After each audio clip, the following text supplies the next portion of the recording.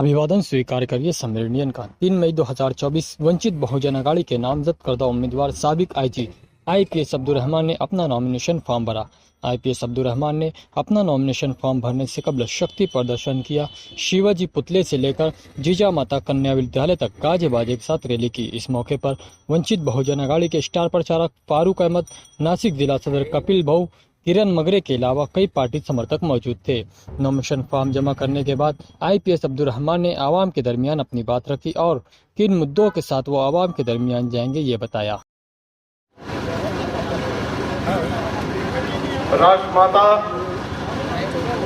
मां जिजाऊ कुड़वाड़ी भूषण बहुजन प्रतिपालक छत्रपति शिवाजी महाराज, महात्मा ज्योतिबा फुले, सावित्रीबाई फुले, महामानव आणि विश्वरत्न डॉक्टर आंबेडकर या सर्वांना मी नमन करतो आणि आपल्या समोर दोन शब्द सादर करतो। डॉक्टर बाळासाहेब आंबेडकर वंचित बहुजन आघाडीचे राष्ट्रीय अध्यक्ष या ठिकाणी जमलेले, वंचित बहुजन आघाडीचे उपाध्यक्ष आणि स्टार प्रचारक फारूक अहमद साहब, या जिल्ह्याचे वंचित बहुजन आघाडीचे अध्यक्ष अरविंद निकम जी, नासिक पूर्व वंचित बहुजन आघाडीचे अध्यक्ष कपिल भाऊ अहिरे साहेब आणि या ठिकाणी जमलेले सर्व वंचित बहुजन आघाडीचे कार्यकर्ते, जोड़ियाचे बंधुओं, भगिनीनों और मित्रांनो, मैं कुछ ज्यादा यहाँ पे भाषण करने वाला नहीं हूँ। मैं किसने क्या गलती की वो गलतियों को नहीं बताते हुए मैं आपको पॉजिटिव चीजें बताऊंगा कि आगे हमको क्या करना है।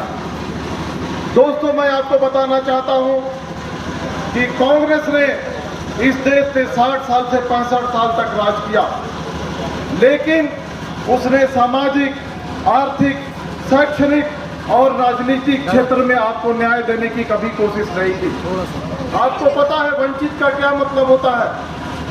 इस देश में 80 से 85% आबादी वंचितों की है। दलित, आदिवासी, ओबीसी, अल्पसंख्यक, खेत मजदूर, किसान, गरीब, मजदूर, ये सब वंचित आते हैं। और वंचित इनको इसलिए कहा जाता है कि कुछ कानून ने, सरकार ने इनको अधिकार दिया है, लेकिन उस अधिकार को इनको अभी तक दिया नहीं गया है या उस अधिकार से उनको वंचित करके रखा गया है। उस अधिकार को दिलाने के लिए, उस न्याय को दिलाने के लिए वंचित बहुजन आघाड़ी आज आपके सामने खड़ी है और एक उम्मीदवार के नाते मैं आपके सामने खड़ा हूं। दोस्तों, मैं कहना चाहता था कांग्रेस के बारे में, कांग्रेस ने सिर्फ मनुवादियों की चिंता की, कांग्रेस ने सिर्फ पूंजीवादियों को चिंता की। अब आपके सामने 10 साल से मोदी सरकार है। मोदी सरकार ने यहाँ के लोगों का जीना दूभर कर दिया है। महंगाई हो, बेरोजगारी हो, पेट्रोल हो, डीजल हो, गैस हो, ये जिस लेवल पे 2014 में नरेंद्र मोदी को मिला था, आज वहां से उठा करके कहीं ऊपर बैठा दिया उन्होंने। जो सिलेंडर 400, 450, 450 रुपये में मिलता था, आज लगभग 1100 रुपये का सिलेंडर मिल रहा है। जो डीजल और पेट्रोल 60 रुपये के आसपास मिलते थे, आज 100 रुपये के आसपास पहुंचा दिया गया है। जो रुपए की कीमत डॉलर के मुकाबले 60 रुपये हुआ करती थी 2014 में, आज 80 रुपये के ऊपर $1 की कीमत है। वो नरेंद्र मोदी ने 10 साल में भारत के इकोनॉमी को पूरा बर्बाद कर दिया। सिर्फ भारत के अर्थव्यवस्था के ऊपर बर्बाद नहीं किया, तो उन्होंने पूरी तरह से सारे जो घटक है उनके खिलाफ अन्याय किया है।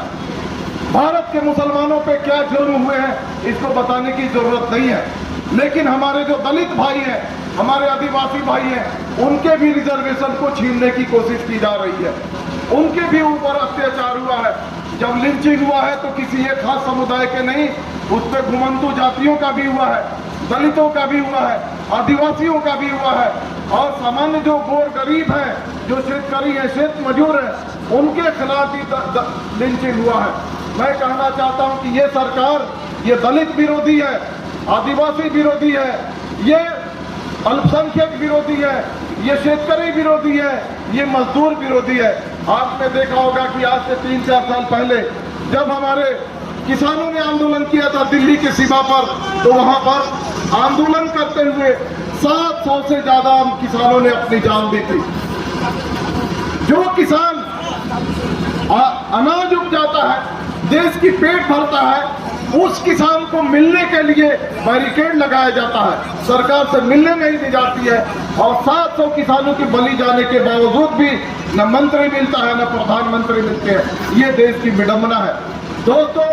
ये कांग्रेस और ये भारतीय जनता पार्टी ये देश के लिए घातक है, ये देश के प्रगति के लिए नहीं बने हैं, ये पूरे वंचितों को न्याय देने के लिए नहीं बने हैं। इनका प्रायोरिटी, इनका एजेंडा कुछ और है।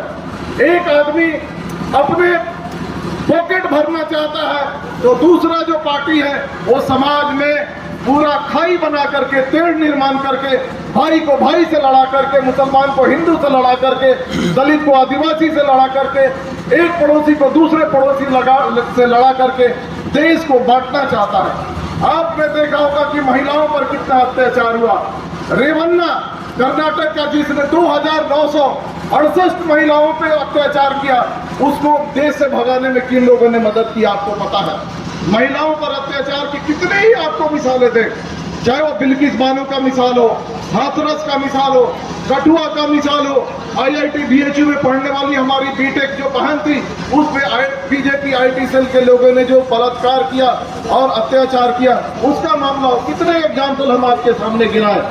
ये दोनों पार्टियों को आप बिल्कुल ही इनके हाथ में सत्ता मत दीजिए, ये कभी भी आपको न्याय नहीं देंगे। वंचित बहुजन आघाड़ी आपके सामने है, हम आपको न्याय देने के लिए आए हैं, वंचितों को न्याय देने के लिए आए हैं। आपको मैं बता दूं कि हमारा जो चुनाव चिन्ह मिलने वाला है, हमने लिख करके दिया है, नंबर 1 पे हमने लिखा है कि हमको स्कूल बैग मिलना चाहिए। स्कूल बैग इसलिए कि यहाँ के जो बच्चे हैं, एक भी बच्चा शिक्षा से वंचित नहीं रहे, इसके लिए मैं कोशिश करूंगा। सारे बच्चों को स्कूल बैग दूंगा, स्कूल में भेजूंगा, जो स्कूल बंद पड़े हैं उनको खुलवाऊंगा, जिन स्कूलों का गुणवत्ता दर्जा नीचे है उस गुणवत्ता को आगे बढ़ाऊंगा, स्कॉलरशिप की व्यवस्था कराऊंगा, आदिवासी स्कूलों को खोलूंगा, और यहाँ का जो लिटरेसी रेट है, साक्षरता जो दर है, केरल में जो साक्षरता दर है, उसको बराबर करने की मैं बिल्कुल कोशिश करूंगा और काम करूंगा। चाहे यहाँ का पानी का प्रश्न हो, सड़क का प्रश्न हो, MIDC में जो रोजगार का प्रश्न हो, नए जो उद्योग धंधे जो नहीं आ रहे उनका प्रश्न हो, इसके लिए मैं काम करूंगा। यहाँ के युवाओं को जो बेरोजगार बैठे हुए हैं उनको रोजगार कैसे मिले, उसके लिए मैं प्रयत्न करूंगा। MIDC में नए नए उद्योगों को लाने का मैं कोशिश करूंगा। यहाँ के जो इंफ्रास्ट्रक्चर है उसको विकसित करने की कोशिश करूंगा।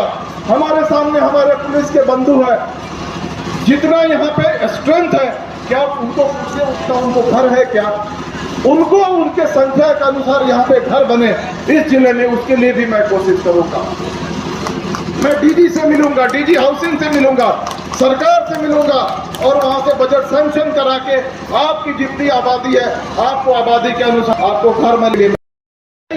हमको मैकेनिकल राजनीतिक नहीं चाहिए कि हर 5 साल पे इलेक्शन हो और कोई चुन करके आए। उन्होंने कहा था कि हमको सामाजिक राजकारण चाहिए, सामाजिक राजनीति चाहिए। सामाजिक राजनीति का मतलब है कि जितने जो समूह हैं उनको संख्या के अनुसार उनकी भागीदारी मिलनी चाहिए। दलितों को, आदिवासियों को, मुसलमानों को, अन्य अल्पसंख्यक को, OBC को, उनको आबादी के हिसाब से उनको सहभागिता मिलनी चाहिए पॉलिटिक्स में, जो आज नहीं है, हम उसको देने की कोशिश करेंगे। मैं आपको बताना चाहता हूं कि धुले में UPSC का सेंटर में खोलूंगा, MPSC का सेंटर खोलूंगा, यहाँ पे स्किल डेवलपमेंट का सेंटर खोलूंगा, और जो हमारे नौजवान आज बेरोजगार घूम रहे हैं उनको रोजगार दिलाने की कोशिश करूंगा। आज जुमा की वजह से, धूप की वजह से, बाकी अन्य कारणों की वजह से हमको छानने में ज़्यादा वक्त लग गया, उसकी वजह से कि बहुत सारे लोग आए थे, अपने अपने काम में चले गए। लेकिन मैं बताना चाहता हूं कि वंचित बहुजन आघाड़ी का एक कार्यकर्ता कांग्रेस के 100 कार्यकर्ताओं पर और बीजेपी के 100 कार्यकर्ताओं पर भारी है, क्योंकि उनको सत्ता चाहिए, सत्ता भोगने के लिए, लेकिन हमको सत्ता चाहिए हमको न्याय देने के लिए। हमारा एक कार्यकर्ता उनके 100 कार्यकर्ता पे भारी है। दोस्तों, आज के शाम से ही मैं आपके सामने जाऊंगा, कॉर्नर मीटिंग लूंगा, सभा लूंगा, आपसे मिलूंगा, गांव-गांव में जाऊंगा, आपकी क्या समस्या है उसको समझूंगा और समझने के बाद उसको हल करने की कोशिश करूंगा। बस आपसे एक ही विनती है कि आपको आपकी सेवा करने का मुझे अवसर दीजिए। बहुत बहुत धन्यवाद। जय हिंद, जय भारत,